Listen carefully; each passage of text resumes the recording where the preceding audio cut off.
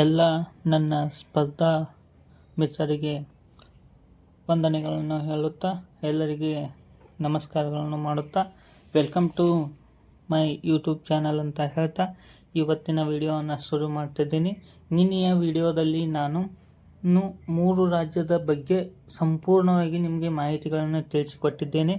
ಇವತ್ತಿನ ದಿನ ನಾನು ಅದರ ಮುಂದುವರೆದ ಭಾಗವಾಗಿರ್ತಕ್ಕಂಥ 4ನೇ ರಾಜ್ಯ ಆಗಿರ್ತಕ್ಕಂಥ ಬಿಹಾರ್ ರಾಜ್ಯದ ಬಗ್ಗೆ ಸಂಪೂರ್ಣ ಮಾಹಿತಿಯನ್ನು ನಿಮಗೆ ತಲುಪಿಸುವ ಕೆಲಸವನ್ನು ಮಾಡುತ್ತೇನೆ ಅಂತ ಹೇಳ್ತಾ ಇವತ್ತಿನ ದಿನ ಬಿಹಾರ್ ರಾಜ್ಯದ ಪ್ರಮುಖ ಮಾಹಿತಿಗಳನ್ನು ಒಂದೊಂದಾಗಿ ತಿಳಿದುಕೊಳ್ಳುತ್ತಾ ಹೋಗೋಣ.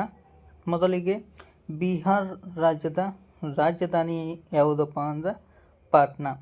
ಅದೇ ಥರನಾಗಿ ಬಿಹಾರ್ ರಾಜ್ಯದ ನ್ಯಾಯಾಂಗ ರಾಜಧಾನಿ ಯಾವುದಪ್ಪ ಅಂದ್ರೆ ಪಾಟ್ನಾ. ನ್ಯಾಯಾಂಗ ರಾಜಧಾನಿ ಅಂದರೆ ಏನು? ನಿನ್ನೆಯ ದಿನಗಳಲ್ಲಿ ಹೇಳಿದಂತೆ ನ್ಯಾಯಾಂಗ ರಾಜಧಾನಿ ಅಂದರೆ ಯಾವ ರಾಜ್ಯದಲ್ಲಿ ತನ್ನ ಹೈಕೋರ್ಟನ್ನು ಹೊಂದಿರುತ್ತದೆಯೋ ಆ ರಾಜಧಾನಿಗೆ ನಾವು ನ್ಯಾಯಾಂಗ ರಾಜಧಾನಿ ಅಂತ ಕರಿತೀವಿ. ಇದು ಪಾಟ್ನಾದಲ್ಲೇ ತನ್ನ ನ್ಯಾಯಾಂಗ ರಾಜಧಾನಿಯನ್ನು ಹೊಂದಿತಿ ಅಂದರೆ ಹೈಕೋರ್ಟನ್ನು ಹೊಂದಿತಿ. ಆ ಕಾರಣದಿಂದಾಗಿ ಇದನ್ನು ನ್ಯಾಯಾಂಗ ರಾಜಧಾನಿ ಅಂತ ಕರಿತೀವಿ. ಅದೇ ಥರನಾಗಿ ರಾಜ್ಯ ಭಾಷೆ ಹಿಂದಿ, ರಾಜ್ಯ ಚಿಹ್ನೆ ಬೋಧಿ ವೃಕ್ಷದ ಚಿತ್ರವಿರುವ ಬಿಹಾರದ ರಾಜ್ಯ ಲಾಂಛನ ಆಗೈತಿ. ರಾಜ್ಯ ಗೀತೆ ಮೇರೆ ಭಾರತ್ ಕೆ ಕಂಠಹಾರ ಎಂಬ ರಾಜ್ಯ ಗೀತೆಯನ್ನು ಇದು ಹೊಂದೈತಿ. ರಾಜ್ಯ ಪ್ರಾಣಿ ಗೌರ್ ಅಥವಾ ಭಾರತೀಯ ಕಾಡೆಮ್ಮೆ. ಗೌರ್ ಅಂತ ಕರೀತಾರೆ, ನಾವು ಆಡು ಭಾಷೆಯಲ್ಲಿ ಭಾರತೀಯ ಕಾಡೆಮ್ಮೆ ಅಂತ ಕರಿತೀವಿ. ರಾಜ್ಯ ಪಕ್ಷಿ ಯಾವುದಪ್ಪ ಅಂದ್ರೆ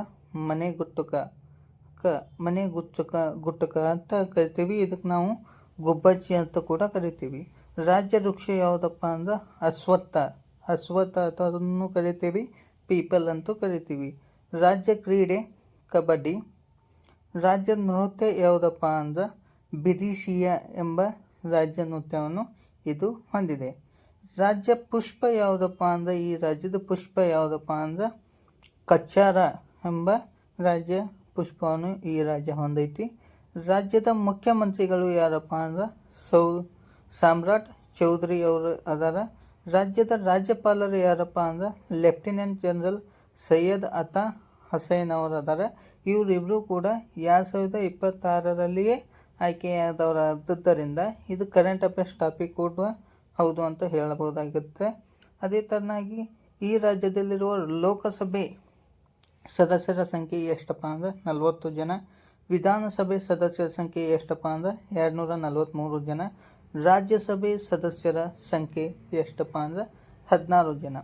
ಅದೇ ಥರನಾಗಿ ಈ ರಾಜ್ಯದ ಪ್ರಮುಖ ನೃತ್ಯಗಳು ಯಾವಪ್ಪ ಅಂದ್ರೆ ವಿದೇಶಿಯ ನೃತ್ಯ, ಜಟ್ಟಿನ ನೃತ್ಯ, ಜಿಜಿಯಾ ನೃತ್ಯ, ಝುಮ್ರಿ ನೃತ್ಯ, ಕಜ್ರಿ ನೃತ್ಯ, ಡೊಂಕಚ್ ನೃತ್ಯ, ಪಗುವಾ ನೃತ್ಯ, ಪೈಕಿ ನೃತ್ಯ. ಹೀಗೆ ಹಲವಾರು ಬುಡಕಟ್ಟು ಜನರು ಆಚರಿಸುವ ಹಲವಾರು ಬುಡಕಟ್ಟು ಜನರು ಮಾಡುವಂಥ ನೃತ್ಯಗಳನ್ನು ಇದು ಹೊಂದೈತಿ. ಅದೇ ಥರನಾಗಿ ಪ್ರಮುಖ ಜಾತ್ರೆಗಳು ಅಥವಾ ಉತ್ಸವಗಳು ಯಾವಪ್ಪ ಅಂದ್ರೆ ಸೋನೆಪುರ್ ಮೇಳ, ಛಟ್ ಪೂಜೆ, ಪಿತೃಪಕ್ಷ ಮೇಳ, ರಾಜಗಿರಿ ಮಹೋತ್ಸವ, ಶ್ರಾವಣ ಮೇಳ ಎಂಬ ಹಲವಾರು ಜಾತ್ರೆಗಳನ್ನು ಉತ್ಸವಗಳನ್ನು ಈ ರಾಜ್ಯದವರು ನಡೆಸ್ಕೋತಾರೆ.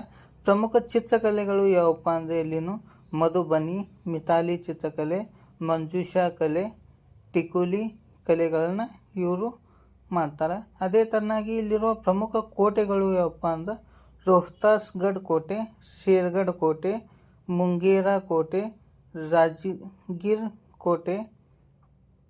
ಅದೇ ಥರನಾಗಿ ಇಲ್ಲಿರುವ ಪ್ರಮುಖ ಗುಹೆಗಳು ಬರಾಬರ್ ಗುಹೆಗಳು, ನಾಗಾರ್ಜುನಿ ಗುಹೆಗಳು, ಲೋಮಸ್ ಋಷಿ ಗುಹೆಗಳು, ಸುಧಾಮ ಗುಹೆಗಳು, ಕರ್ಣಚಾಪರ್ ಗುಹೆಗಳು.